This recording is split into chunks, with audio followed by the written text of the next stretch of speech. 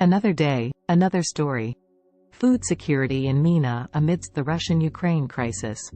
From the richest to the poorest countries, rising food prices continue to be the cause of much destruction, especially in the aftermath of COVID-19. In the backdrop of increasing population and urbanization growth, food security has become one of the most serious challenges for the Middle East and North Africa, MENA.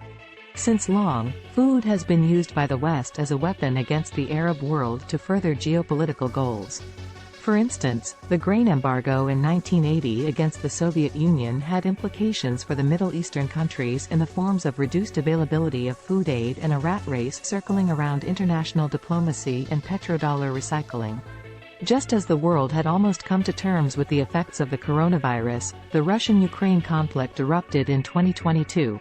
Events resulting from the war have conferred many challenges to global food security, since both countries have a prominent role in international food production and supply. Together they provide 19% of the world's barley, 14% of wheat, Russia being the largest exporter of wheat, Ukraine, the fifth largest, and 4% of maize, making it a cumulative total of more than one-third of global cereal exports. Moreover, they account for more than 52% of the world's sunflower oil export market and are the lead source of global fertilizer. On September 28, 2022, Ku Dongyu, Director General at the UN Food and Agriculture Organization, FAO, said that as the Ukraine-Russia conflict creates a crisis for countries who are struggling to access the food their populations need, and the international community needs to ensure that it does not spill over into a food availability crisis. The current Russia-Ukraine face-off is creating shockwaves in the global food logistical network. Countries in the MENA region, one of the world's most food-insecure areas, were already enmeshed in a toxic combination of conflict, climate change and coronavirus. At the start of the conflict, imports from Black Sea ports were halted, which caused much distress in many of the MENA countries which are heavily dependent on wheat from Russia and Ukraine. According to the World Food Programme, WFG, the cost of a basic food basket marked an annual increase of 351% in Lebanon, followed by Syria, with 97% and Yemen with 81%. WFG has already been forced to reduce its food rations in Syria and Yemen. Further reductions risk pushing people towards starvation.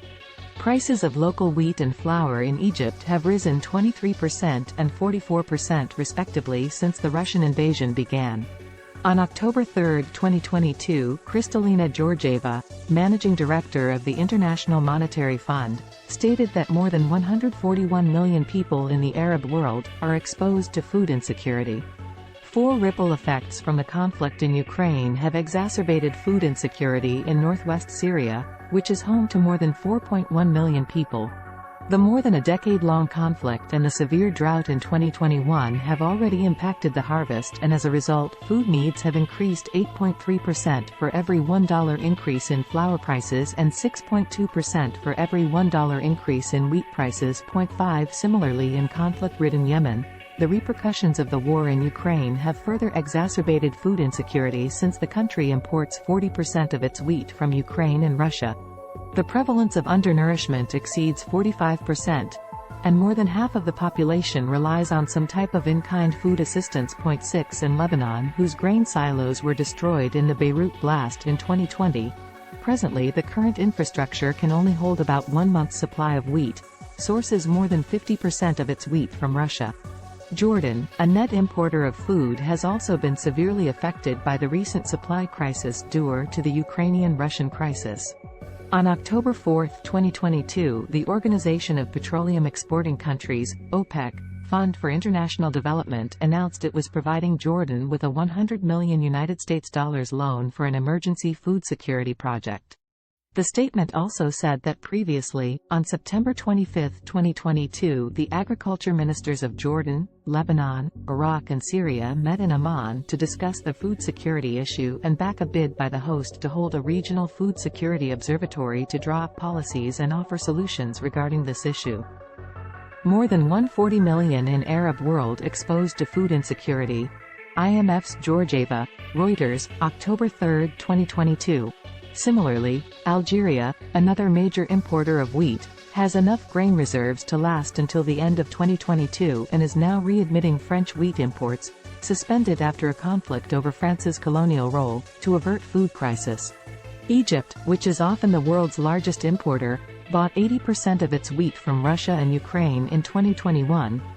Even though wheat reserves and the upcoming local harvest in Egypt are enough to provide subsidized bread for a few months, Egyptian officials are already expecting to pay up to an additional $950 million in the current budget due to higher prices, which could see an erosion of strategic reserves. 7 Morocco, which has been facing its worst drought in 30 years, is also set to hike grain imports.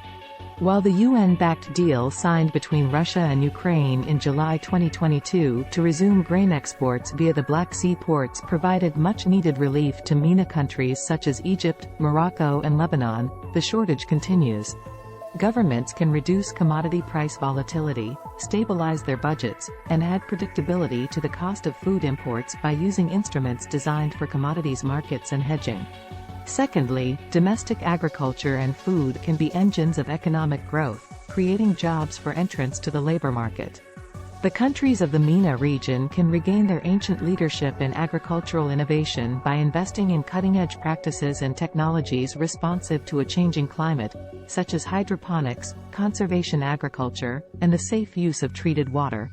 Leading agricultural practices such as genetically modified crops, desert agriculture, seawater farming, growing crops in vertical stacks, urban farming, and precision agriculture, which uses data and technology to increase yields, can also be implemented. Thirdly, countries in the MENA region can make use of digital technology in the agri-food sector and develop novel financial models to leverage private investment in agriculture if public spending and other policies on it are revisited by governments.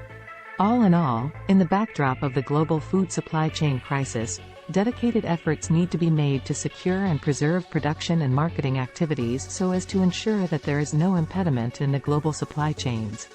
This will in turn provide a security cover for all interconnected logistical systems and infrastructure globally.